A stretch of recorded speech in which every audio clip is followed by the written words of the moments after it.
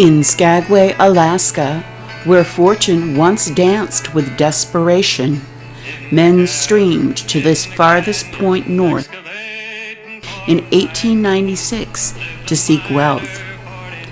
Women followed too, seeking freedom, fortune, or a husband. And one woman's sorrow still lingers. Her name was Lydia, a soiled dove, a ghost of a girl. She's now a whisper in the walls of the Red Onion Saloon. During the Klondike Gold Rush, Skagway was a gateway to dreams and a graveyard for many. The Red Onion Saloon, once a brothel, offered warmth, whiskey, and women. Miners and adventurers came to swap stories, gamble, drink, and partake of the ladies. Lydia became one of them. Not the loudest, not the richest, not the most wanted, but perhaps the most haunted. Little is known of Lydia's origins. Some say she came from New Orleans, others from a broken home in Missouri. What we do know is this: she arrived in Skagway alone, carrying a small suitcase and a heavy heart. Lydia likely found herself at the Red Onion Saloon and likely had to summon up courage to enter and inquire for work. She may have been a very reluctant good-time girl, but needed to make enough money to support herself or find her way home. Many people chasing the gold rush found themselves trapped in Skagway, 500 miles away from the real money at Dawson City. Stuck there in Skagway, they could wash dishes for 10 cents a week, or sell dances at the dance hall for 25 cents apiece.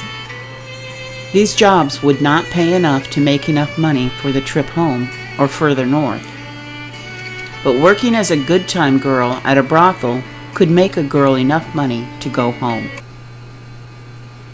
The Red Onion offered Lydia a chance to do that.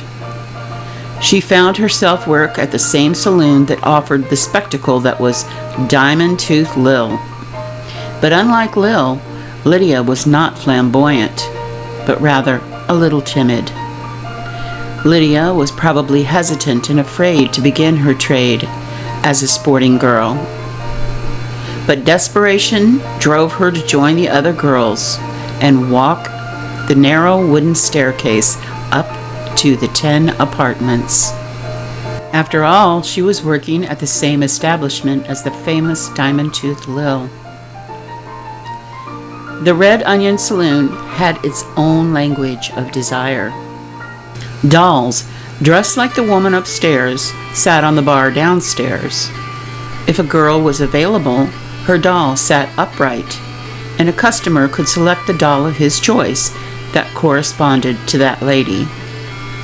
If a lady was occupied, her doll reclined down. Lydia had a doll once. Velvet dress, black lace. Soon, her doll stopped sitting up. She worked upstairs behind those numbered doors. Her clients came and went. Her sorrow stayed. I smile when they ask. I laugh when they pay. But I'm not here. Not really.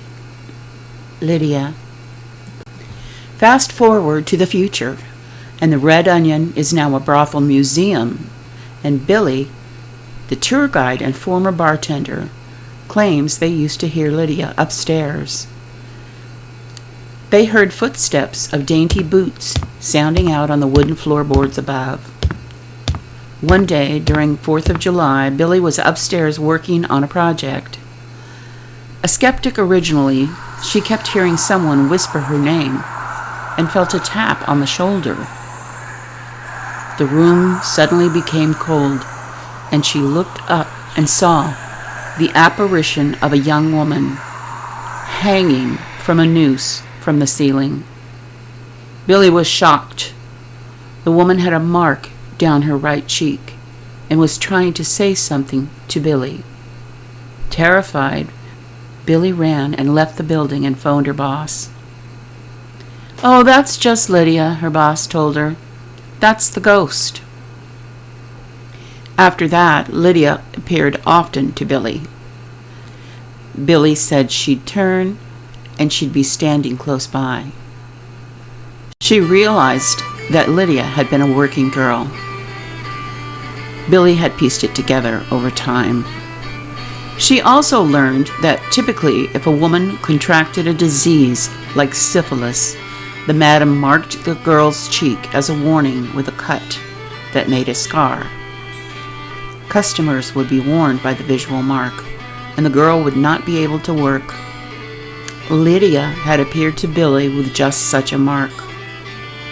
She bore a scar cut into her cheek by order, not by accident.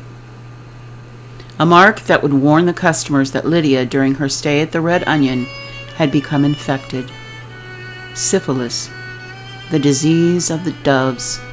It ended Lydia's ability to work and create income. The fearful and hideous mark changed a woman's fate, and society stigmatized those who bore it. The mark affected not only her income, but also her place among the living and her hope. Lydia had been marked for hopelessness. Seeing no way out of a hopeless situation, sadly, Lydia took her own life. "I was once chosen. I was once seen. Now I am only a shadow." Lydia. After that, Billy stated that whenever she went into the building to work, she began to greet Lydia daily, talking to the invisible being that had once terrified her. She felt Lydia the ghost had become an ally, almost like a co-worker. She related an incident where once a man in the saloon had gotten belligerent with the female he was sitting with, and was warned that the behavior would not be allowed in the bar. The man had ignored the warning. Suddenly, the man's chair fell violently over backward. A boot mark could be seen on the man's chest. Billy thanked Lydia for her invisible help. Listen to Spooked Podcast Season 2, Episode 12, Interview Skagway for more. In the foggy streets of Skagway, Alaska, the Red Onion Saloon looms in the background. Most of the Good Time girls died before they reached the age of 30. Lydia came to Skagway and died there, like many other young women who lost their lives too early. Lydia is more than a ghost. She is a symbol of forgotten women, women who were branded, discarded, and buried without names. Her haunting is not just spectral. It is historical, emotional, and maybe even poetic. If you enjoyed this video, please subscribe and like, maybe even leave a comment. I have other videos for you to enjoy: history, mystery, dark tales, and original writing. Just check my channel. Thanks for your time and attention. Bye-bye.